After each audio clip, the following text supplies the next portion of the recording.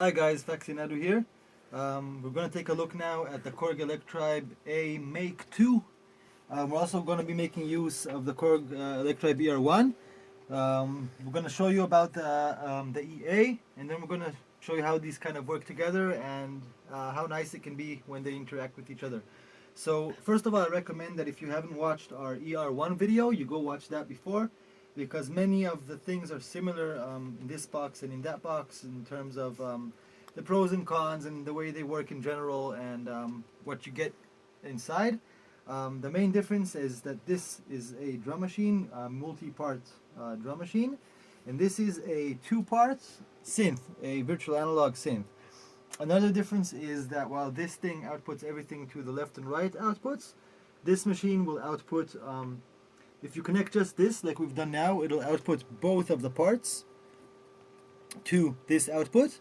If this output is connected as well, then it will split the outputs and it'll connect output 1 to here and part 1 to here and part 2 here.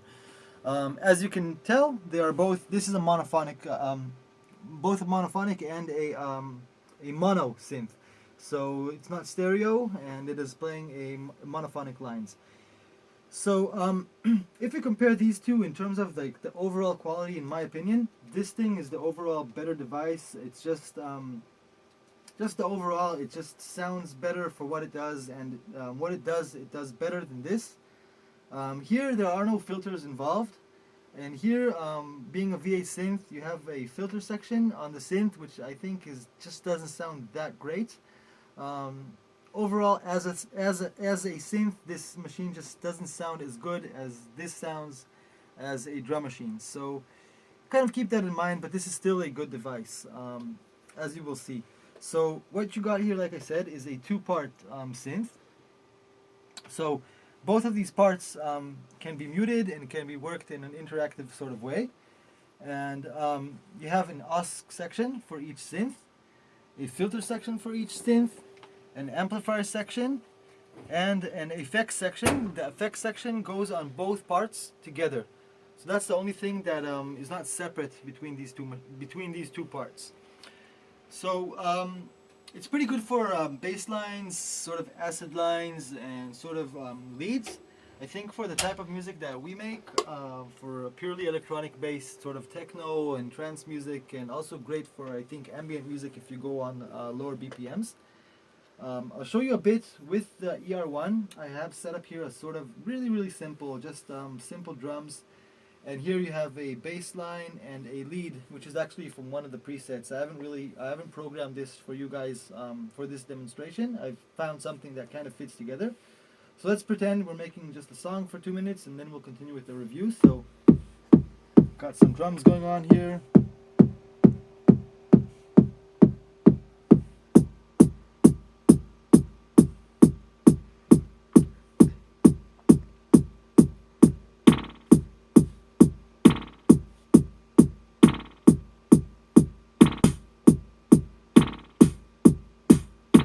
And here we got a bass line, so just for the example, as you can see, they're hooked via MIDI. This thing is sending the master clock to this thing, so everything, as you can see, is timed. The sequencers of both devices. Oops.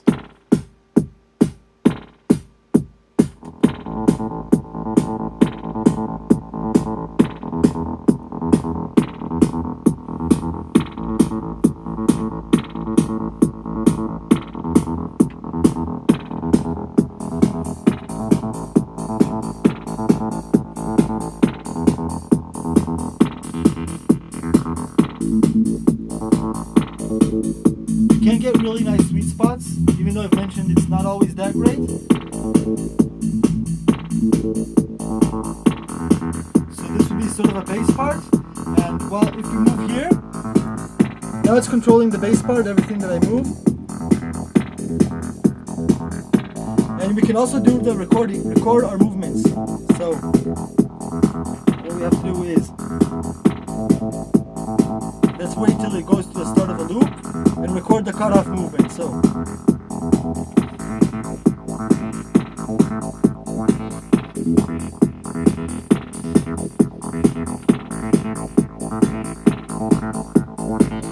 now going to move it like as we did.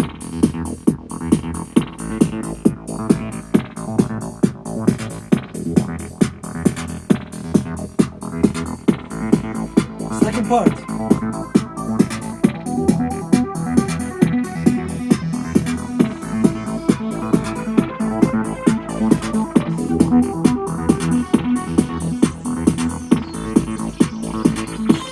Distortion.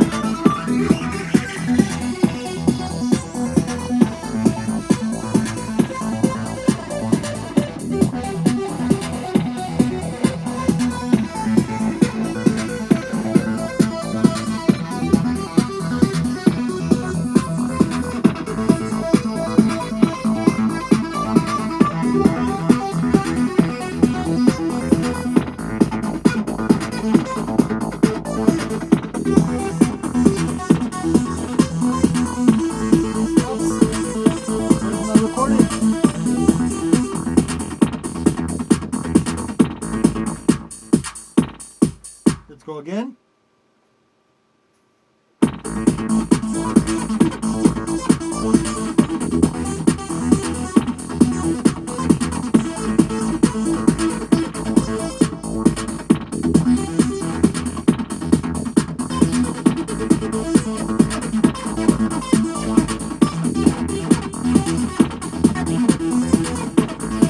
I don't know why it's not recording the movements. It's supposed to.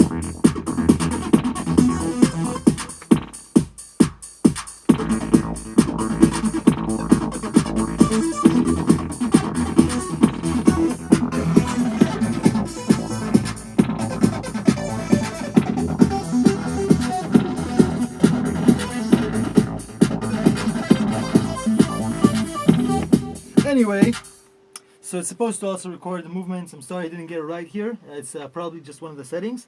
It does record all your movements, and it can be really cool, like we've shown on the ER video. If you want to see how the knob movements work, go back to that video, because I do want to continue on. So what what you basically have on each part is a 2-osc synth. You don't get direct control over both oscillators. What you do get is a osc balance, a balance between the two oscillators, and then the second oscillator will be pitch offset from the first oscillator. So you'd have, you know, the basic pitch that you'd be playing on the sequencer for the first oscillator, and then the second one will be offset by this knob. Now this is really great if you go into, for example, you have different modes. You have a mode where it's just regular 2 oscs, and if you move the second one, it'll be sort of a detune. And you have a ring modulator, a sync mode, and sort of a cross modulation, which is like a really messed up sort of FM mode.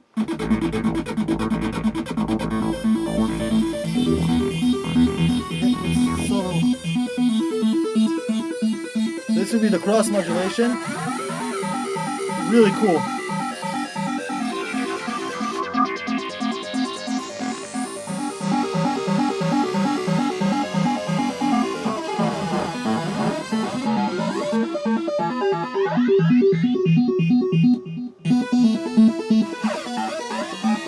Let's move to the sync. This is regular, just offset. We'll mix both oscs the same and offset. You have a sort of detune. Ring modulated. Sync.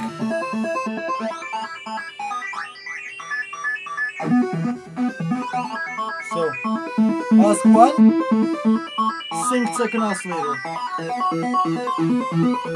Cross modulation again. Different.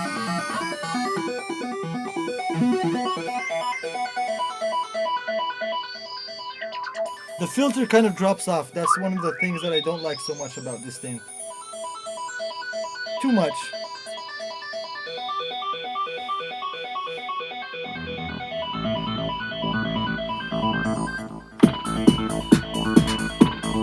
And you do have the effect.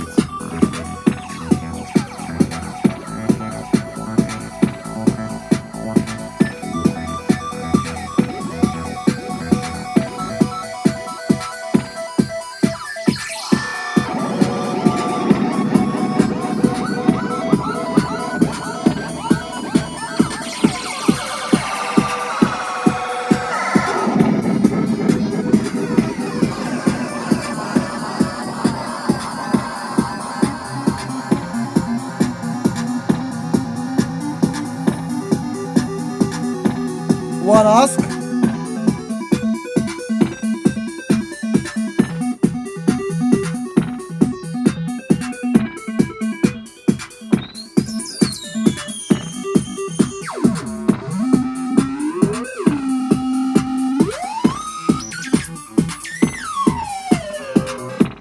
Now, one more thing I want to touch on is just the editing. It's really easy.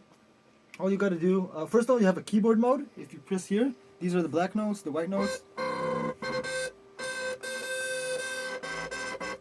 Let's go for, I don't know.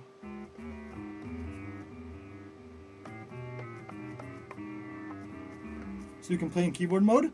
If you want to edit, speaking of ambient, oh, this is pretty cool. Let's go. If you want to edit the notes, just go out of keyboard mode, go into pitch, C1. All I have to do is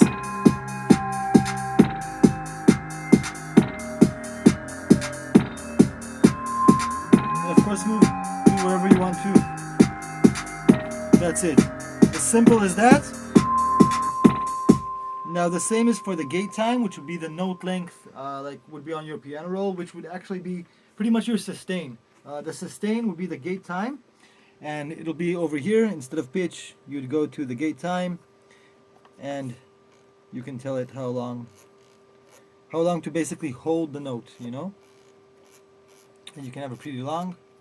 You can have it hold over the whole damn thing. So if you have 16 times 4. So the maximum would be 64, and it would hold the note across all 4. So you can pretty much make pretty long drones as well if you want to with this. You can hold a note, and it's very much possible. I won't talk about how to do song mode and stuff like that. I think it's not so much relevant. I think what you'll be doing is playing loops.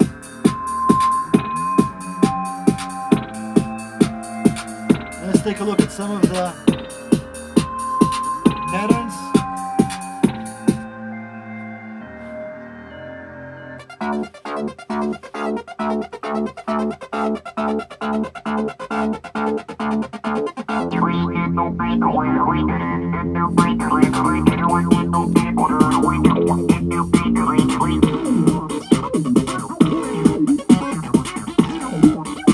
Now what's kind of cool is usually when you have normal synths, you have a preset which will get you, you know, just the keyboard sound you'd be playing around.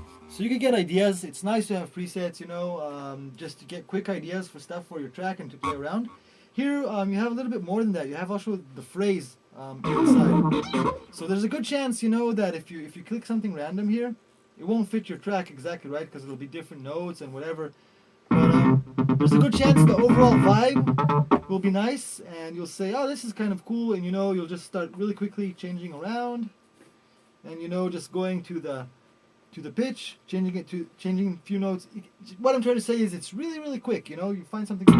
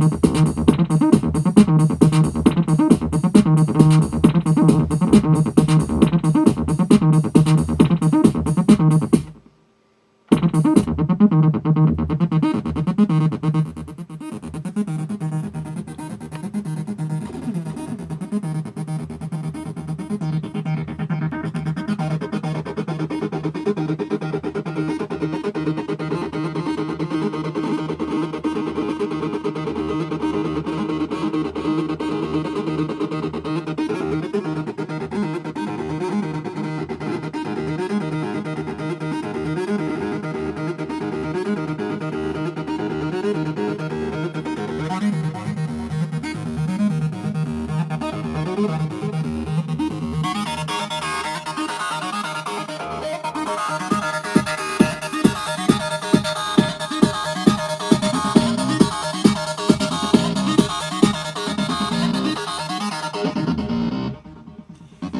as you can see, it's quick, it's easy, it's fun, which is, I think, one of the most important things.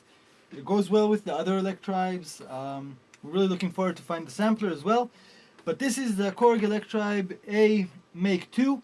The main difference, there's a little bit of other stuff, but the main difference from the Electribe A without the mkII is the mkII is 2 parts, and the just the A is 1 part. That's like the main difference between the two. So check this machine out.